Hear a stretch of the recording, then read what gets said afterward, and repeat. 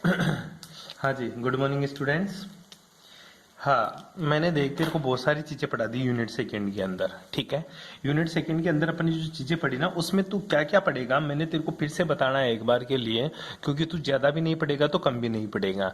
Unit second के अंदर तेरे को क्या पता होना चाहिए, सबसे पहला जो क्वेश्चन आएगा मेरे भाई वो याद करना है तेरे को, रेडियस रेशियो वाला। ठीक है, कौन सा क्वेश्चन? रेडियस रेशियो का। ठीक है, तो दूसरा जो क्वेश्चन है रेडियस रेशियो में तेरे को ऑक्टाहेड्रल के लिए, कोऑर्डिनेशन नंबर 6 के लिए और कोऑर्डिनेशन नंबर 4 के लिए तो तेरे को आना ही आना चाहिए। ठीक है, उसके बाद में तेरे को क्या क्वेश्चन आना था? लेटिस एनर्जी वाला। ठीक है, जो लेटिस एनर्जी का क्वेश्चन है वो भी तेरा बनना ही बनना है। ठीक है, लेटिस एनर्जी के अंदर क्या? बॉर्न हेबर चक्कर। ठीक है, बॉर्न हेबर चक्कर, जो मैंने चक्कर समझाया था, अब तेरे को NaCl का चक्कर पता होना चाहिए। इसके साथ एक MgO का भी चक्कर है बुक में, वो भी तू देखेगा। ठीक है भाई, उसके बाद में मैंने तेरे को क्या पढ़ाया? बैंड सिद्धांत, जो तेरे को पढ़ना है। ठीक है, बैंड सिद्धांत तेरे को पढ़ना है। और बैंड सिद्धांत से पहले तेरे को मैंने जो पढ़ाया फजांस रूल। ठीक है, फजांस रूल। ठीक है, ये तेरे को फजांस रूल पता होना चाहिए, जो मैंने लिखा एज इट इज वैसा लिखना है। इसके अलावा तेरे को डिफेक्ट। ठीक है, डिफेक्ट्स मतलब त्रुटियां। त्रुटियों में तेरे को सोट की त्रुटि, फ्रैंकल त्रुटि, धातु आधिक्य और धातु न्यूनता, सारे दोष पढ़ने हैं। ठीक है, ये तो पढ़ेगा ही पढ़ेगा। इसके अलावा साथ में क्या पढ़ेगा बेटा? एक छोटा सा टॉपिक है हाइड्रोजन बॉन्डिंग। कौन सा है तेरा?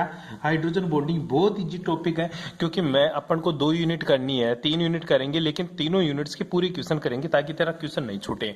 ठीक है, तो अपन इसके साथ जो हाइड्रोजन बॉन्डिंग छोटा सा टॉपिक है वो भी अपन डिस्कस करेंगे। आज का जो टॉपिक रहेगा वो तेरा रहेगा हाइड्रोजन बंध, मतलब हाइड्रोजन बॉन्डिंग। हिंदी में क्या बोलते हैं इसको? हाइड्रोजन बंध। क्या बोलेगा इसको? हाइड्रोजन बंध। ठीक है, इंग्लिश में इसको क्या बोलते हैं जी? इंग्लिश में इसको हाइड्रोजन बॉन्डिंग। ठीक है, पहले तेरी बात समझा दो तेरे को, हाइड्रोजन बंध या हाइड्रोजन बॉन्डिंग होता क्या है। ठीक है, हाइड्रोजन बंध और हाइड्रोजन बॉन्डिंग कोई गुरुजी बॉन्ड नहीं होता। पहली बात तो जो हाइड्रोजन बंध होता है ये कोई बॉन्ड नहीं होता सर। ये क्या होता है? ये केवल और केवल एक अट्रैक्शन फोर्सेज होता है, जिसका नाम होता है इलेक्ट्रोस्टैटिक फोर्स ऑफ अट्रैक्शन। ठीक है, क्या होता है गुरुजी? एक फोर्स होता है बेटा जिसको बोलते हैं electrostatic force of attraction. Hindi में बोलते हैं इसको स्थिर विद्युत आकर्षण बल। क्या है बेटा? स्थिर विद्युत आकर्षण बल। ये किसके बीच में लगता है? ये इलेक्ट्रोस्टैटिक फोर्स ऑफ अट्रैक्शन मतलब स्थिर विद्युत आकर्षण बल। कौन सा है? स्थिर विद्युत आकर्षण बल। स्थिर विद्युत आकर्षण बल। गुरुजी हाइड्रोजन बंध नहीं होता। होता क्या है? ये एक तरह का मेरा आकर्षण बल होता है, जो होता है स्थिर विद्युत आकर्षण बल। स्थिर विद्युत आकर्षण बल धनायन और ऋणायन के बीच में लगता है। किसके बीच में लगता है बेटा? धनायन और ऋणायन के बीच में लगता है। वो क्या कहलाता है? मेरा स्थिर विद्युत आकर्षण बल। और धनायन के रूप में यहाँ पे H होता है, ऋणायन के रूप में यहाँ पे तेरा फ्लोरीन, ऑक्सीजन और नाइट्रोजन होता है। ठीक है, धनायन के रूप में तो हाइड्रोजन होता है और फ्लोरीन, ऑक्सीजन और नाइट्रोजन, ये क्या होते हैं? तेरे उच्च विद्युत ऋणी तत्व होते हैं। सारे के सारे क्या होते हैं? उच्च विद्युत ऋणी तत्व होते हैं। ठीक है, उच्च विद्युत ऋणी तत्व मतलब हाई इलेक्ट्रोनेगेटिविटी एलिमेंट्स और हाइड्रोजन के बीच में जो लगने वाला अट्रैक्शन फोर्स है या बनने वाला जो बॉन्ड है, वही मेरा हाइड्रोजन बॉन्ड कहलाता है। ठीक है, तो हाइड्रोजन बॉन्ड की डेफिनेशन क्या हुई कि जब दो विद्युत ऋणी परमाणु आपस में एक हाइड्रोजन परमाणु द्वारा जुड़े होते हैं तो इसे हाइड्रोजन बंध कहते हैं। बेट की बात समझे। फॉर एग्जांपल जैसे मैं पानी की बात करूं, क्या है तेरा? पानी। अब H2 है तो इसकी जो स्ट्रक्चर होती है वो इस हिसाब से लिख दी मैंने। ठीक है, तो गुरुजी ऑक्सीजन की विद्युत ऋणता ज्यादा है तो इसके ऊपर तो पार्शियली नेगेटिव, और हाइड्रोजन के ऊपर क्या आता है बेटा? Partially positive. दूसरा मैंने हाइड्रोजन ले लिया, ठीक है, और एक H2 फिर से रख दिया यहाँ पे, तो इसके ऊपर गुरुजी पार्शियली पॉजिटिव और इसके ऊपर पार्शियली नेगेटिव। तो ध्यान देना बेटा, इन दोनों, इस ऑक्सीजन ये भी ज्यादा विद्युत ऋणी तत्व है और ये भी ज्यादा विद्युत ऋणी तत्व, इन दोनों के बीच में अगर कोई हाइड्रोजन परमाणु आ जाए या फिर ऑक्सीजन और हाइड्रोजन के बीच में, ऑक्सीजन और हाइड्रोजन के बीच में जो अट्रैक्शन फोर्सेज है, कौन सा? इलेक्ट्रोस्टैटिक फोर्स ऑफ अट्रैक्शन, स्थिर विद्युत आकर्षण बल। क्या है तेरा? स्थिर विद्युत आकर्षण बल। ठीक है, जो स्थिर विद्युत आकर्षण बल है यही मेरा क्या कहलाता है सर, हाइड्रोजन बंध कहलाता है। क्या कहलाता है, हाइड्रोजन बंध कहलाता है। तो हाइड्रोजन बंध की डेफिनेशन होती है सीधी सी, दो विद्युत ऋणी परमाणुओं के बीच एक हाइड्रोजन परमाणु जुड़े होते हैं तो उसे हाइड्रोजन बंध कहते हैं। या फिर उच्च विद्युत ऋणी परमाणु फोन, फ्लोरीन, ऑक्सीजन, नाइट्रोजन और हाइड्रोजन के बीच में जो बॉन्ड पाया जाता है, जो अट्रैक्शन फोर्सेज होता है, उसी को मैं क्या बोलता हूं, हाइड्रोजन बॉन्ड बोलता हूं। बैठ गई बात समझ। अब बात आती है गुरुजी इनके बीच में हाइड्रोजन बंद होता है तो क्यों होता है। तो छोटी सी हेडिंग है मेरे भाई, उस हेडिंग का नाम है हाइड्रोजन बंध के गुण। क्या है, हाइड्रोजन बंध के गुण। ठीक है, प्रॉपर्टीज ऑफ हाइड्रोजन बॉन्डिंग। ठीक है, हाइड्रोजन बंध के क्या क्या गुण हैं या हाइड्रोजन बॉन्डिंग की क्या क्या प्रॉपर्टीज है वो ध्यान रखना। पहली जो प्रॉपर्टीज है हाइड्रोजन बॉन्डिंग की, वो प्रॉपर्टी यह है कि हाइड्रोजन बंध सदैव ही दो विद्युत ऋणी परमाणुओं के बीच बनता है। किसके बीच में, दो विद्युत ऋणी परमाणुओं के बीच में बनता है। फॉर एग्जांपल अभी मैंने बताया ये हाइड्रोजन और ये ऑक्सीजन, तो ये ऑक्सीजन और ये दूसरा मेरा हाइड्रोजन और ये मेरा ऑक्सीजन और ये हाइड्रोजन, तो ये दो विद्युत ऋणी परमाणु है। इन दोनों विद्युत ऋणी परमाणुओं के बीच में जो बॉन्ड बनता है उसी को मैं हाइड्रोजन बॉन्ड बोलता हूं। बैठ गई बात समझ में। दूसरी जो इसकी प्रॉपर्टीज हैं वो प्रॉपर्टीज क्या, हाइड्रोजन बंध की जो एनर्जी होती है बेटा वो 3 से लेकर 10 किलो कैलोरी पर मोल होती है। कितनी होती है, 3 से लेकर 10 किलो कैलोरी पर मोल होती है। कहना ये चाहता हूं अगर तू इस हाइड्रोजन बॉन्डिंग को तोड़ना चाहता है ना तो तेरे को 3 से 10 किलो कैलोरी एनर्जी देनी पड़ेगी। ठीक है, जिस जो एनर्जी है ना हाइड्रोजन, अब ध्यान रखना हाइड्रोजन बंध के लिए जो एनर्जी होती है, हाइड्रोजन बॉन्डिंग की जो एनर्जी होती है वो कितनी होती है, 3 से लेकर 10 किलो कैलोरी। ठीक है, और कोवेलेंट बॉन्ड, ठीक है, कोवेलेंट बॉन्ड का मतलब होता है बेटा सहसंयोजक बंध, और सहसंयोजक बंध को तोड़ने के लिए जो एनर्जी देनी होती है वो 50 से 100 किलो कैलोरी पर मोल एनर्जी देनी पड़ती है तेरे को। ठीक है, आई बात समझ में। तो हाइड्रोजन बॉन्डिंग को तोड़ने के लिए कम एनर्जी और कोवेलेंट बॉन्ड को तोड़ने के लिए ज्यादा एनर्जी देनी पड़ती है। ये तेरा जो बॉन्ड है कोवेलेंट बॉन्ड है, कोवेलेंट का मतलब सहसंयोजक बंध है, और ये जो टिमकी टिमकी लगा रखी है ये हाइड्रोजन बॉन्ड है। इसको तोड़ने के लिए 3 से 10 किलो कैलोरी एनर्जी देनी पड़ेगी, और इस बॉन्ड को तोड़ने के लिए तेरे को 50 से 100 किलो कैलोरी पर मोल एनर्जी देनी पड़ेगी। बैठ गई बात समझ में। तीसरी चीज ये है कि गुरुजी जो हाइड्रोजन बॉन्ड होता है ना ये कोई बॉन्ड नहीं है। पहली बात तो गुरुजी ये कोई बॉन्ड नहीं है। फिर क्या है, ये तो केवल अट्रैक्शन है। क्या है रे बेटा, केवल और केवल क्या है गुरुजी, अट्रैक्शन है, और उस अट्रैक्शन का नाम है स्थिर विद्युत आकर्षण बल या इलेक्ट्रोस्टैटिक फोर्स ऑफ अट्रैक्शन होता है। इसमें कोई गुरुजी इलेक्ट्रॉन का साझा नहीं होता, इलेक्ट्रॉन्स का साझा नहीं होता, मतलब गुरुजी इसमें कोई भी इलेक्ट्रॉन्स पार्टिसिपेट नहीं करते, ये तो केवल और केवल अट्रैक्शन होता है।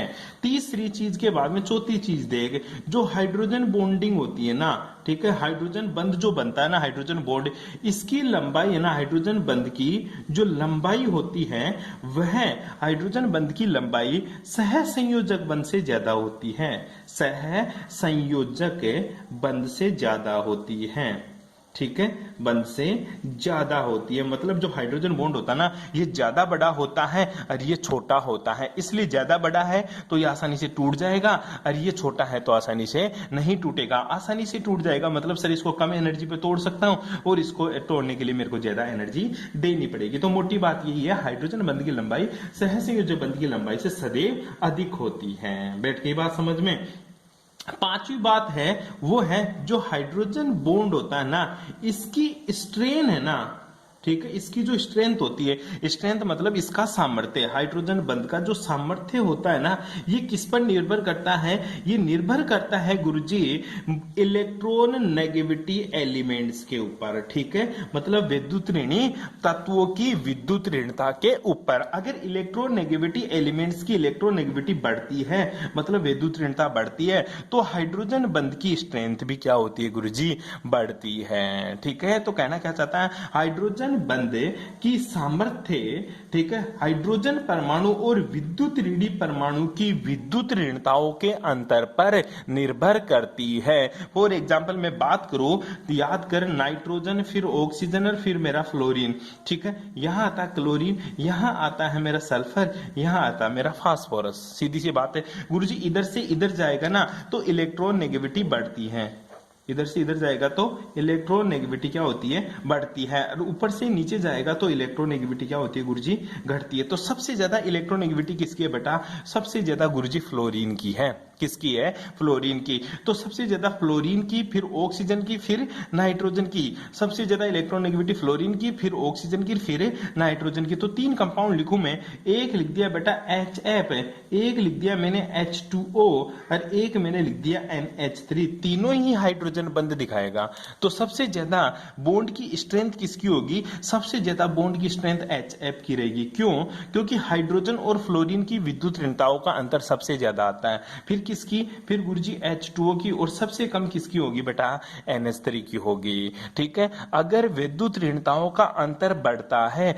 तो उसकी बॉन्ड स्ट्रेंथ बढ़ती है। ठीक है, the difference of electronegativity of more electronegativity elements and hydrogen is increased then the bond strength, या फिर hydrogen bonding strength is increased. ठीक है, फ्लोरीन की विद्युत ऋणता 4 होती है, ऑक्सीजन की विद्युत ऋणता 3.5 की समथिंग होती है, नाइट्रोजन की विद्युत ऋणता 3 होती है। ठीक है, तो ऊपर से नीचे जा रहे हैं तो विद्युत ऋणता घटती जा रही है, तो अंतर भी घटेगा, इसलिए इसकी स्ट्रेंथ भी घटती जाती है। ये तेरा 5वां पॉइंट होता है जी यहाँ पे। ठीक है, फॉर एग्जाम्पल बात करूं, जैसे HF के बारे में मैं तेरे को बता दिया, सर मैं तो एक चीज को जानता हूं, फिर कल बाहर आई एंटी को। ठीक है, तेरे को पता है फ्लोरीन, फ्लोरीन के बाद में क्लोरीन, फिर कल बाहर आई। ठीक है, ठीक है, फिर कल बाहर आई। ध्यान दे, ऊपर से नीचे जा रहा है, ऊपर से नीचे जा रहा था तो इलेक्ट्रोनेगेटिविटी क्या हो रही है, घट रही है। इसके भी मैंने हाइड्रोजन लगाना है। ठीक है, इसके भी मैंने हाइड्रोजन लगाना है, इसके भी मैंने हाइड्रोजन लगाना है, इसके भी मैंने हाइड्रोजन लगाना है। ऊपर से नीचे जा रहा है तो विद्युत ऋणता घट रही है, और तेरा साइज क्या हो रहा है बेटा, बढ़ रहा है गुरुजी। साइज क्या हो रहा है, बढ़ रहा है। लेकिन देख, हाइड्रोजन का यहाँ फिक्स है, यहाँ पे फिक्स है, यहाँ पे भी फिक्स है। तो ऊपर से नीचे जाता है, इलेक्ट्रोनेगेटिविटी घटती है, साइज बढ़ती है। तो जो बॉन्ड स्ट्रेंथ होती है, ठीक है, जो बॉन्ड स्ट्रेंथ होती है, मतलब बंध सामर्थ्य, क्या रहे, बंध सामर्थ्य, इस बंध सामर्थ्य का मान क्या हो जाता है गुरुजी, घट जाता है। क्या हो जाता है बेटा, घट जाता है। ठीक है, तो सबसे ज्यादा बॉन्ड स्ट्रेंथ किसकी होगी, सबसे ज्यादा बॉन्ड स्ट्रेंथ HF की होते हैं, फिर HCl की होगी, फिर HBr की होगी, सबसे कम किसकी होगी, तेरी HI की होती है। बैठ गई बात समझ में, बस ये बात आप लोगों को पता होनी चाहिए। कर लेगा हाइड्रोजन बॉन्डिंग के बारे में। अब बात आता है सर हाइड्रोजन बॉन्डिंग के प्रकार, टाइप ऑफ हाइड्रोजन बॉन्डिंग। क्या लिखिएगा, टाइप ऑफ हाइड्रोजन बॉन्डिंग। ठीक है, हाइड्रोजन बॉन्डिंग के प्रकार। हाइड्रोजन बॉन्डिंग के 2 प्रकार होते हैं बेटा। जो पहली हाइड्रोजन बॉन्डिंग होती है वो होती है तेरा intermolecular hydrogen bonding. Intermolecular hydrogen bonding. ठीक है, और दूसरी जो बॉन्डिंग होती है बेटा वो होती है तेरी intramolecular hydrogen bonding. Intramolecular hydrogen bonding. 2 तरह की बॉन्डिंग होती है।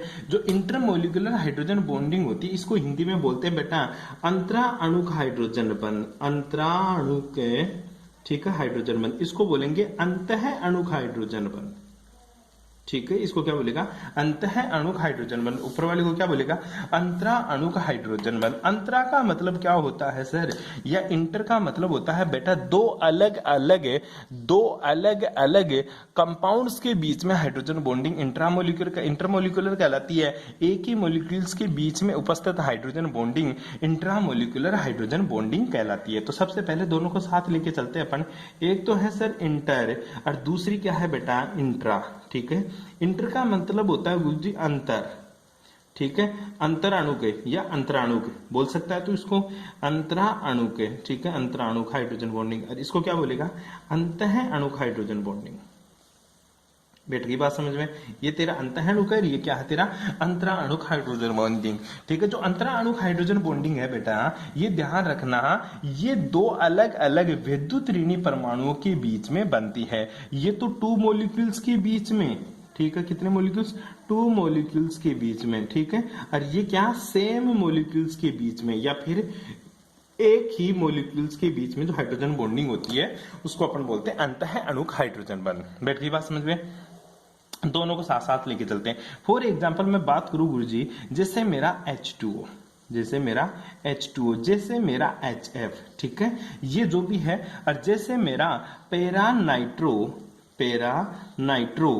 पैरानाइट्रोबेंजीन, ठीक है, इसका एग्जाम्पल क्या है, इधर इधर बात करता हूं मैं ऑर्थो नाइट्रो बेंजीन, ठीक है, और इधर बात कर रहा हूं मैं पैरा नाइट्रो बेंजीन। एक एक को लेते हैं। सबसे पहले H2O को। H2O का तो मैंने बता दिया, ये हाइड्रोजन होता है, ये ऑक्सीजन होता है, ये हाइड्रोजन होता है। फिर ये दूसरे हाइड्रोजन के साथ ये ऑक्सीजन, ये हाइड्रोजन, ठीक है। फिर गुरुजी ये दूसरे हाइड्रोजन के साथ ये क्या हो गया, फिर से ऑक्सीजन हाइड्रोजन, ठीक है। इसके ऊपर नेगेटिव, इसके ऊपर पॉजिटिव, इसके ऊपर नेगेटिव, इसके ऊपर पॉजिटिव और इसके ऊपर नेगेटिव, इसके ऊपर पॉजिटिव, ठीक है। तो इस टाइप की जो बॉन्डिंग होती है, ये जो बॉन्ड है इसको बोलूंगा मैं क्या रहे, intermolecular hydrogen bond, intermolecular hydrogen bond. बैठ गई बात समझे।